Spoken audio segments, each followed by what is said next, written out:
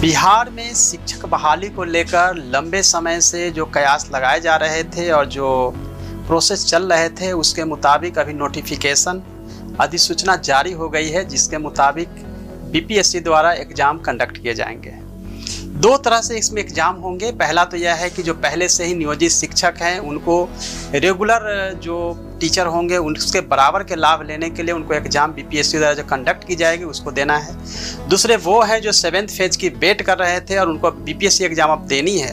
तो 7th phase या आगे के जो भी अभी सीसेट पास किए हैं, टेट पास किए हैं, उन्हें एग्ज़ाम देना है। तो अब बीपीएससी एग्ज़ाम जो होगी उसमें आप लोगों को शामिल होना है। तो उसमें सिलेबस क्या होगा, एग्ज़ाम के पैटर्न क्या होंगे, बहुत सारे कन्फ्यूजन है। चूँकि बीपीएससी को अभी सिलेबस बनाना है, जो प्रिलिमिनरी जो डिस्कशन पहले भी होता रहा है उसके मुताबिक अगर देखेंगे तो प्रधान शिक्षक की परीक्षा बीपीएससी द्वारा ली गई थी, जिसमें कि जीएस और टीचिंग एप्टीट्यूड को रखा गया था।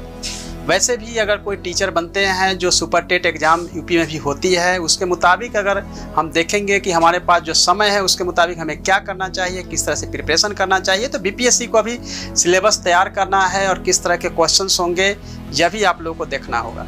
लेकिन जो मेरा अनुमान है उसके मुताबिक मैं आप लोगों को बताने जा रहा हूं कि क्या पूछा जाएगा और क्या होना चाहिए।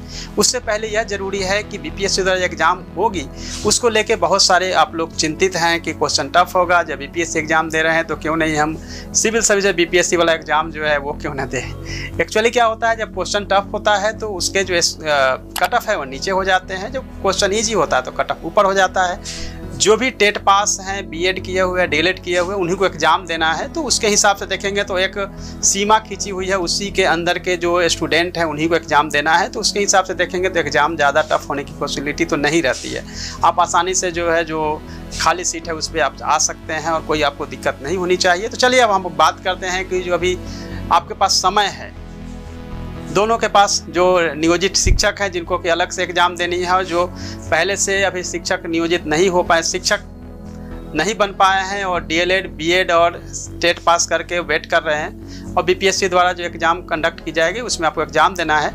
तो जो प्रधान शिक्षक परीक्षा हुई थी उसके मुताबिक और जो सुपर टेट एग्ज़ाम जो यूपी द्वारा ली जाती है उसके मुताबिक देखा जाए तो दो भागों में बांटा जा सकता है। एक तो है कि जीएस का पोर्शन और दूसरा है टीचिंग एप्टीट्यूड का। ये मैं दोनों के लिए बता रहा हूँ। अब आपके मन में होगा कि जो पहले से नियोजित शिक्षक हैं वो और जो अभी खाली पद हैं जिसके अगेंस्ट में आप लोग एग्ज़ाम देने वाले हैं, उन दोनों में अंतर यह है कि दोनों के एग्ज़ाम अलग होने की संभावना है, क्योंकि एक साथ अगर एग्ज़ाम होता है तो दोनों को अलग अलग करना मुश्किल होगा, मेरिट निकालना मुश्किल होगा। बेहतर यही होगा कि अलग अलग, पॉसिबिलिटी यही है कि अलग अलग होगा और दोनों के एग्ज़ाम्स के पैटर्न लगभग सेम होंगे। तो पैटर्न की बात कर लेते हैं पहले तो कि जीएस जो है वो पूछा जाएगा और लगभग हो सकता है 75 मार्क्स के हो, और दूसरे जो है टीचिंग एप्टीट्यूड, क्योंकि आप लोगों ने बीएड और डीएलएड किया है तो वो भी आप लोगों को पढ़ना है और पढ़ा हुआ है ऑलरेडी।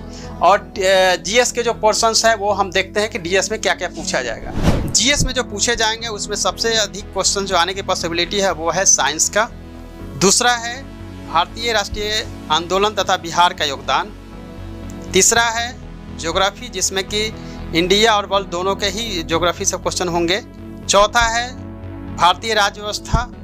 पाँचवा है अर्थव्यवस्था। छठा है विज्ञान एवं प्रौद्योगिकी। सातवां है समसामयिक की करंट अफेयर्स। आठवां है बिहार स्पेशल। तो जीएस में यह 10 सेक्शन है जहां से क्वेश्चन पूछे जा सकते हैं। इसके अलावे जो सेक्शंस हैं उसमें मैथ और रीजनिंग यानी कि उससे भी क्वेश्चन पूछे जाएंगे। तो जीएस में कमो बेश देखा जाए तो यही सेक्शन है, लेकिन पढ़ने के लिए तो एनसीईआरटी की बुक्स में पहले से ही बताता रहा हूँ, उसको आप पढ़िए। अभी से आपके पास जो समय है उसको यूटिलाइज करिए, बजाय कि आप नकारात्मक चीज़ों को सोचने का। टीचिंग एप्टीट्यूड में जहाँ से क्वेश्चन पूछे जाते हैं, जनरली देखा जाता है कि टीचिंग में कहाँ से क्वेश्चन पूछे जाएंगे, मैं उसके चैप्टर के भी डिस्कशन कर लेता हूँ। टीचिंग एप्टीट्यूड में जहाँ से क्वेश्चन पूछे जाएंगे, नंबर 1 हम देखेंगे बच्चे तथा बचपन, बाल अधिकार, समाजीकरण, शिक्षा एवं ज्ञान। दूसरा जहाँ से हो सकता है पोर्शन वह है प्रमुख शिक्षा शास्त्री एवं उनका दर्शन। तीसरा जो पोर्शन हो सकता है पाठ्यक्रम, बाल विकास, वृद्धि एवं विकास, सृजनात्मकता, खेल, व्यक्तित्व और नैतिक विकास। चौथा जो पोर्शन हो सकता है वह है ईसीसीई, आवश्यकता एवं उद्देश्य, विशेष आवश्यकता वाले बच्चे, शारीरिक शिक्षा, बिहार में शिक्षा में चुनौतियाँ। पांचवा जो पोर्शन हो सकता है विद्यालय संस्कृति, शिक्षा के अधिकार, समावेशी शिक्षा, कक्षा कक्ष शिक्षण, पाठ सहगामी क्रियाएं, आकलन एवं मूल्यांकन, वृत्तिक विकास एवं नेतृत्व व्यवस्था। छठा जो पोर्शन हो सकता है वो है जिला स्तरीय संस्थाएं, राज्य स्तरीय संस्थाएं एवं राष्ट्रीय स्तर की संस्थाएं। 7 जो पोर्शन हो सकता है भारतीय समाज में समावेशन, अपवर्जन, समावेशी शिक्षा, जेंडर विभेद एवं संवेदनशीलता, समता और सामाजिक न्याय के लिए शिक्षा तथा शिक्षकों की अस्मिता।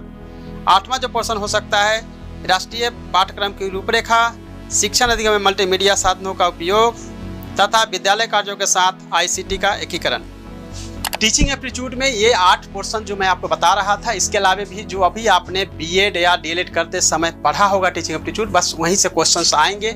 लेकिन चूंकि ऑब्जेक्टिव टाइप के क्वेश्चंस होंगे, इसीलिए आपको पहले से ही रेडी होकर तैयारी करने की ज़रूरत है, क्योंकि अच्छे शिक्षक होने के लिए आपको कड़ी मेहनत करनी पड़ेगी और कई फेज से आपको गुजरना पड़ेगा। यानी कि समझिए कि बहुत सारे एग्जाम्स देने पड़ रहे हैं, तो आपको एग्ज़ाम देना होगा और फिर आप सक्सेस होंगे तो एक अच्छे शिक्षक बनेंगे, क्योंकि शिक्षक की क्वालिटी और शिक्षण की क्वालिटी का ज़रूरी है कि एग्ज़ाम जो है वो करे हो रहे हैं। ऑल द बेस्ट सभी को। आप सभी इसी लाइन पे आप लोग तैयारी करिए, ताकि आपकी तैयारी जो है मैक्सिमम हो चुकी होगी। नोटिफिकेशन आएगी, समय बहुत कम होगा, तो इसमें आपको समय कम मिल पाएगा। अभी से आप लोग तैयारी करिए। ये जो वीडियो बना रहा हूँ इसलिए क्योंकि आपने लोगों ने इतने सारे कॉल्स किए, मैसेज कर रहे हैं कि क्या पूछा जाएगा, कहाँ से। मैंने एक अनुमान के आधार पर आपको बताया है। ऑफिशियली मैं कुछ भी आपको नहीं बता रहा हूँ, इस बात का आप लोग ध्यान रखेंगे। अनऑफिशियली है, ऑफिशियली जब आएगी तो मैं आपको बताऊँगा। धन्यवाद, थैंक यू सो मच।